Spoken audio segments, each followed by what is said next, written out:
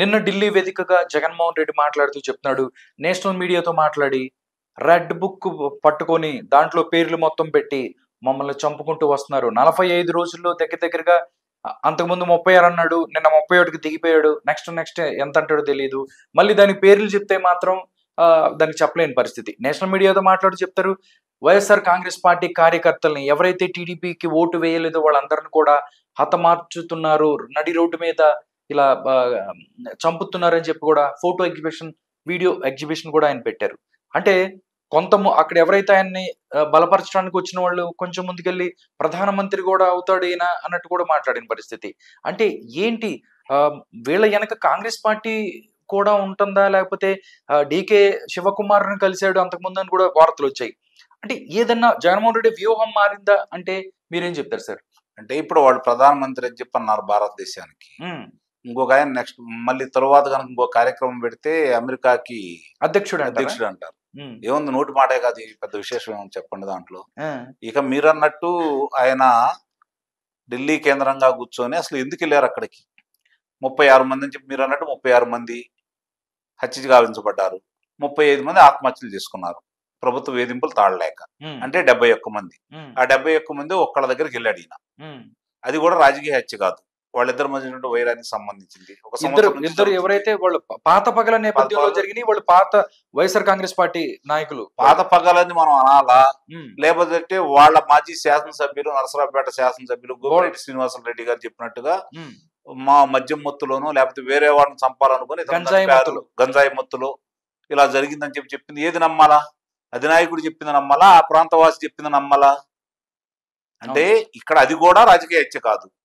మిగిలిన 70 మంది చెబుతున్నారంటే నా అనుమానం ఏంటంటే వీళ్ళే ఇలాంటి హత్యలను ప్రోత్సహించేసి వాళ్ళ కార్యకర్తలనే వాళ్ళ చేతి చంపించేసి అంటే స్టేట్ లో శాంతి భద్రతలకు విఘాతం కలిగించే విధంగా తీసుకెళ్లి రాష్ట్రపతి పాలన పెట్టాలని ఢిల్లీలో మాట్లాడిన ప్రయత్నం అనుకోవచ్చు అనే అనుమానాలు బలంగా వినపడుతున్నాయి. ఓకే, ఎందుకంటే వాళ్ళు ముందస్తుగా ఈ మాట చెబుతున్నారు అంటే మరి ఇక్కడ ఇప్పుడు వాళ్ళ చేతిలో పత్రిక ఉంది, ప్రసార మాధ్యమాలు ఉన్నాయి, పుంకాలుగా వాళ్ళు రకరకాలుగా దీని గురించి వర్ణిస్తూ రాస్తారు. మరి ఈ రోజు ఇక దాని గురించి ఒకటి మనం ఎందుకంటే ఒకటి ఈ 5 సంవత్సరాలు 10 సంవత్సరాల నుంచి వాళ్ళు ఏం రాస్తున్నారో స్పష్టంగానే తెలుస్తుంది. మరి వాళ్ళన్న వివరాలు ప్రకటించాలి కదా. నిన్న వచ్చినటువంటి మాజీ ముఖ్యమంత్రి అఖిలేష్ యాదవ్ గారి గురించే నాకు కొంచెం ఆశ్చర్యంగా ఉంది. ఒక రాష్ట్రానికి ముఖ్యమంత్రిగా చేసిన వ్యక్తి, భారతదేశంలోనే అతిపెద్ద రాష్ట్రానికి ముఖ్యమంత్రిగా చేసిన వ్యక్తి, 400 మంది శాసనసభ్యులు ఉన్న రాష్ట్రంలో ముఖ్యమంత్రిగా చేసిన వ్యక్తి శాంతి భద్రత ఎలా అదుపుతప్పుతాయి, ఒక రాజకీయ హత్యలు ఎలా జరుగుతాయి, లేదా హత్యలు ఎలా జరుగుతాయి, దాని గురించి ఏ విధంగా విచారణ చేయాలి, ఏ విధంగా దాన్ని బయట పెట్టాలని చెప్పి తెలియకుండానే అన్ని సంవత్సరాలు ఆయన ముఖ్యమంత్రిగా పనిచేశాడా? మరి అలాంటి వ్యక్తి వచ్చి మాట్లాడితే జడ్జి రామకృష్ణ గారు ఆయన వెళ్ళి వివరణ అడిగితే ఆయన దగ్గర సమాధానం లేదు. ఈయన చెప్పిన వివరణగా ఆయన ఆశ్చర్యపోయాడని చెప్పి మనకు తెలుస్తా ఉన్నాయి. ఇక మీరు అక్కడికి వచ్చిన వాళ్ళు ఎవరెవరు వచ్చారు? ముస్లిం లీగ్ వ్యక్తి ఒకతను వచ్చారు. అదే ఎవరు రాలేదండి. అఖిలేష్ యాదవ్ ఒకటి, ఇంకోటి తంబిదొరై గారు వచ్చారు, తృణమూల కాంగ్రెస్ తరఫు నుంచి వచ్చారు. రాలేదని మనం ఎందుకు అనాలి? కానీ మామూలుగా ఒకటి ఆలోచించండి, మీరు 175 మంది శాసనసభ పోటీ చేశారు అంటే 164 మంది ఓడిపోయారు, 11 మంది శాసనసభ్యులు ఉన్నారు. అలాగే 25 మంది లోక్సభ సభ్యులుగా పోటీ చేశారు, 21 మంది ఓడిపోయారు, 4 గెలిచారు. అంటే ఎన్నికల్లో పాల్గొన్న వాళ్ళ సంఖ్య 200 మంది ఉంది. అవును, శాసన మండలి సభ్యులు ఉన్నారు, రాజ్యసభ సభ్యులు 11 మంది ఉంటారు. మరి అక్కడ చూసుకుంటే ఇంకేముంది, ఒక ఉవ్వెత్తున జనం అంతా వస్తున్నారు, నిరసన తెలియజేస్తారంటే మీకు ఎదురుగా మదన్ మోహన్ గారు మీ ప్రభుత్వం చేసిన అకృత్యాల గురించి, విజయసాయి రెడ్డి గారు అక్కడ జరిగినటువంటి దాని గురించి అక్కడ ఏకౌరు పెడతా ఉన్నారు. మరి ఆయన సంగతి ఏంటి? ఆయన మాటలేంటి? అన్నిటికన్నా ముఖ్యం ఏంటంటే నీ చెల్లెలే అడుగుతుంది, అవును, నీ సొంత బాబాయిని చంపినప్పుడు నువ్వు ఎక్కడికి వెళ్ళావు మాట్లాడావు. దీని గురించి మనం అంటే ఇప్పుడు నాకు అర్థం కాదు ఏంటంటే రాధాకృష్ణ గారు ఈ రోజు వాళ్ళ కార్యకర్త చనిపోయాడని చెప్పి ఇంత హడావుడి చేస్తున్నాడు. అంటే ఎలా జరిగినా హత్య అనేది మంచి పద్ధతి కాదు కాబట్టి మనం దాన్ని ఖండిద్దాం. నీ ఇంటి పక్కన, నీ ఇంటి కోతవీటు దూరంలో పెళ్లి కావాల్సిన జంట అక్కడ కూర్చొని ఉంటే అంటే పెళ్లి కావాల్సిన వ్యక్తి ఎదుటే వాళ్ళని గంజాయి మత్తులో మానభంగం చేసింది నీ ఇంటి పక్కన. మరి కనీసం వాళ్ళకి ఎందుకు ఇలా జరిగిందని చెప్పి సానుభూతి తెలపడం కానీ వాళ్ళ పరామర్శనం కానీ నువ్వు చేసావా? ఇదే పల్నాడు ప్రాంతంలో తోట చంద్రయ్య అనే వ్యక్తిని నడి బజార్లో గొంతు కోసి చంపారు. ఏంటి అకృత్యం అని చెప్పాను, కానీ వాళ్ళకి సంబంధించింది కానీ నువ్వు ఏదైనా మాట్లాడావా? ఇంకోటి, నీకు సంబంధించి మాచర్ల నియోజకవర్గానికి పర్యటనకు వస్తున్నటువంటి బోండా ఉమ్మగారు కావచ్చు, బుద్దా వెంకన్న గారిని కావచ్చు, ఆ తురగా కిషోర్ అనే వ్యక్తి కారులోకి ఆ దొంగను తీసుకొని కొట్టిన విధానం చూసిన తర్వాత అతనికి నువ్వు మున్సిపల్ చైర్మన్ చేశావు. చంద్రబాబు నాయుడు గారి ఇంటి మీదకి హడావుడిగా జనాన్ని తీసుకొచ్చిన జోగి రమేష్కి మంత్రి పదవి చేశావు. అంటే నీకు ఇలాంటి వ్యక్తులు తప్ప ఎవడు ఎంత రౌడీజం చేస్తే పదవి అంత పెద్ద పదవి.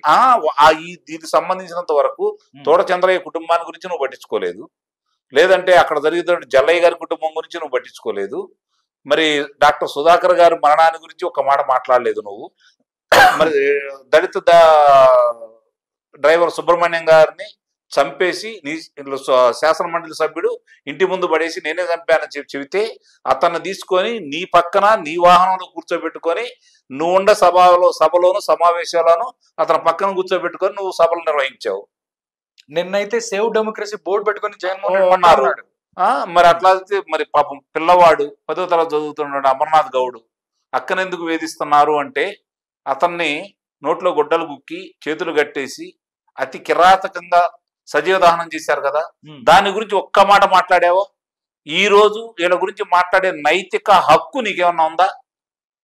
ఒక్కసారి ఎందుకు ఆలోచించుకుంటే ఇప్పుడు ఆంధ్ర రాష్ట్ర ప్రజలు 5 సంవత్సరాలు నీ పరిపాలనలో వాళ్ళు పడ్డ బాధలకి వ్యతలకి వాళ్ళు తిరగబడి నీకు 11 స్థానాలకే పరిమితం చేశానా కూడా ఇంకా నీకు సిగ్గు ఎగ్గు లేకుండా నీ ఇష్టం వచ్చినట్టు మాట్లాడుతున్నావు అంటే ఏంటి నీ ధైర్యం? ఎక్కడి నుంచి వచ్చింది ఈ ధైర్యం? చంద్రబాబు నాయుడు సౌమ్యుడు, ఏం చేయడు, జాగ్రత్తగా ఉండండి, కూల్ అని చెప్తాడు. ఇంకా నేను 5 సంవత్సరాలు నా ఇష్టం వచ్చింది, నేను ఏంటి శాంతి భద్రతల ముసుగులు నేను చేద్దామని అనుకుంటున్నానని మీ అభిప్రాయం? శాంతి భద్రత గురించి మాట్లాడాలంటే, శాంతి గురించి మాట్లాడాలంటే విజయసాయి రెడ్డి గారు మాట్లాడాలా, భద్రత గురించి మాట్లాడాలంటే భారతీ రెడ్డి గారు మాట్లాడాలా. వేరే వాళ్ళు ఎందుకు వేరే వాళ్ళకి లేవు ఆ హక్కులు, వాళ్ళిద్దరికి మాత్రమే ఉన్నాయి రైట్స్. చంద్రబాబు నాయుడు గారు ఏం చేయాలి? ఆయన మౌన ముని ఈరోజు కాబట్టే ఆయన మౌనమే నీకు శాపం, ఆయన మౌనమే నీకు ప్రమాదం.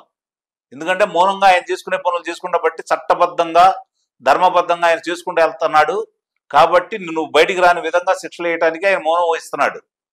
లేకపోతే 5 నిమిషాల పని. ఒక్కసారి చంద్రబాబు నాయుడు గారు మీకు జరిగిన అన్యాయానికి మీరు ఏమేం చేస్తారో చేసుకోండి, నేను ఉన్నానని ఒక మాట అంటే పరిస్థితులు వేరేగా ఉంటాయి.